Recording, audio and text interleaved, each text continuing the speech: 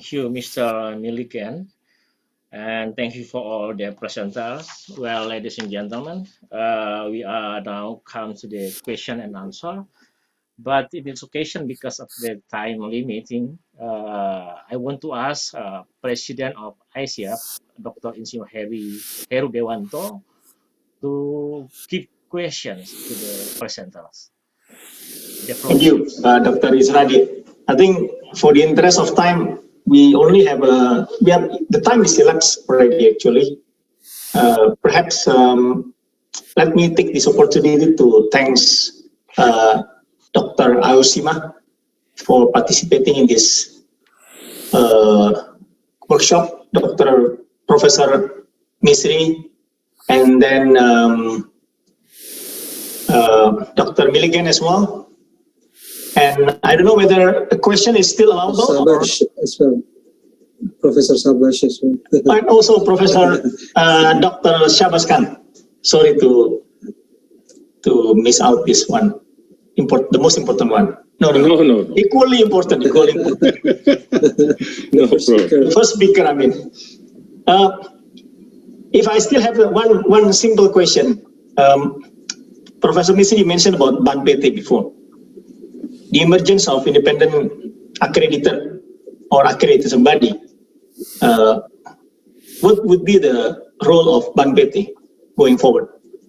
And I think you need to answer very quickly about that. And for Aoshima-san, you apparently you've been supporting us. I mean, EAB and PII so far as our mentor. Do you have anything to say about us? I mean, you don't have to say good things or nice things. Just tell me your experience as a mentor. Is it a hard job or an easy job? And I don't know whether somebody can answer this question. A bit philosophical question, but you know, this outcome-based learning. Before it's input-based learning.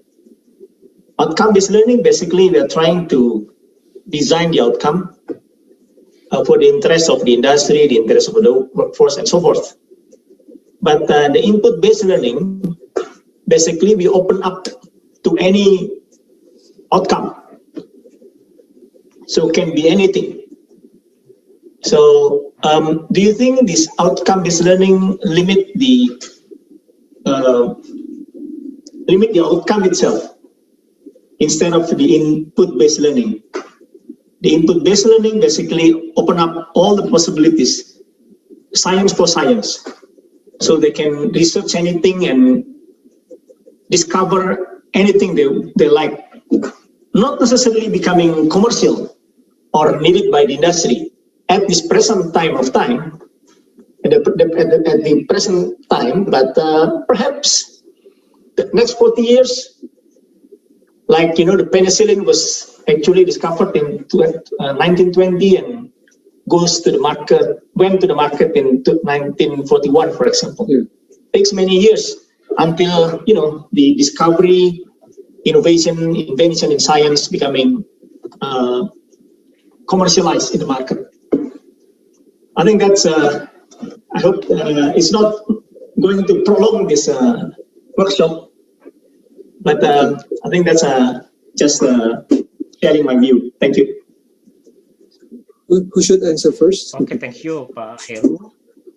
Okay, thank you, Pak Heru. In this occasion, I want to give opportunity to Professor Shahbaz, Prof.Misri, and Prof. Aoshima to give comment or answer about that. 2 minutes. Who should first? Misri first. Okay, I will very shortly answer the questions. Questions number one about the role of Ban PT after this. If it is given to the PII, then Ban PT should be only accrediting only the institutions, not the programs. So they have nothing to do with the engineering programs in the future. So regarding, that's the very short answer. And regarding the third question, I just want to give a little bit my thought that even though we are doing the outcome-based accreditation or education. For example, if you go to the restaurants, you don't ask how many chairs they have, how many salts they have, how many kilograms of meat they process, but you ask, is it good taste or is it healthy or not? That is outcome based. But of course, you will see the input, whether they are good chair or not. You will see the input. So the accreditation process still sees some part of the input education, input and process of the education in the engineering program. But certainly the focus is in the outcome. So that's the very I hope this is a very instant and very simple analog to answer the question. Thank you. Okay, thank you. Prof. Khan, please. UNESCO is about setting standards and making sure standards are comparable. That's why you need accreditation, that any engineer who graduates from US or from Indonesia or from Myanmar or from PNG, they should have comparable education. So that's where we need to, first of all, have the accreditation, which is for the institutions who accredit engineers themselves. And then, of course, the programs in the universities, if they do not have the right kind of labs, do not have the right kind of curricula, and they're not teaching outcome-based learning, how can we accredit them? So that's really our challenge, that how do we bring level play field for everyone? And that's where the system of mentoring between engineering institutions, like I gave you the example of Myanmar and Pakistan, Myanmar and Malaysia, Australia helping other countries. So we need to promote more of that cooperation, and that's the role of such kind of meetings. And that's the work of also UNESCO, that we bring wherever is the best knowledge available. And it's not one against the other. It's about continuous improvement over time. Hopefully this time you hear me better. I've solved my technical problem. Thank you. Okay, thank you very much, Mr. Khan. I invite Prof. Aoshima. Dr. Heru, your question is how I feel about the YABI project for Indonesia.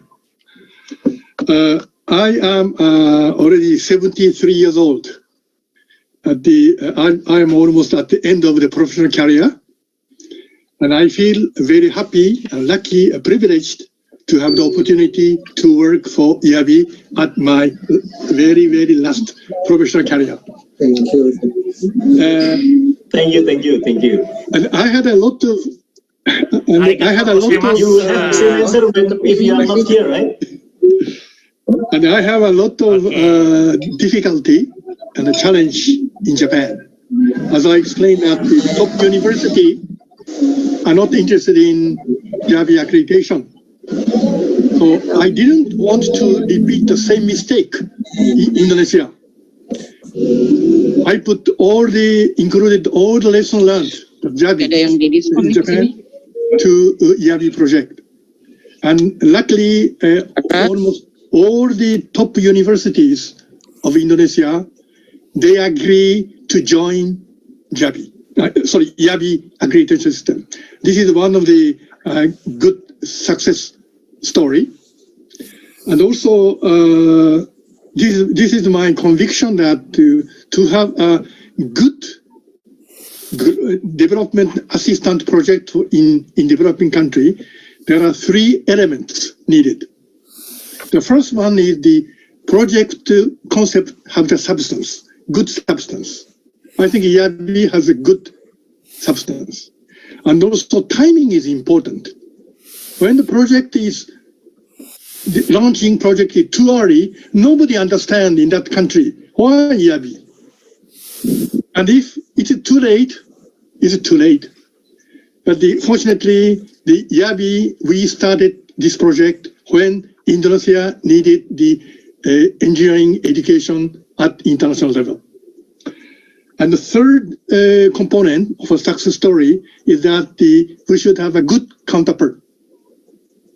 I am very lucky, that JICA is very lucky to have very good counterpart in Indonesia.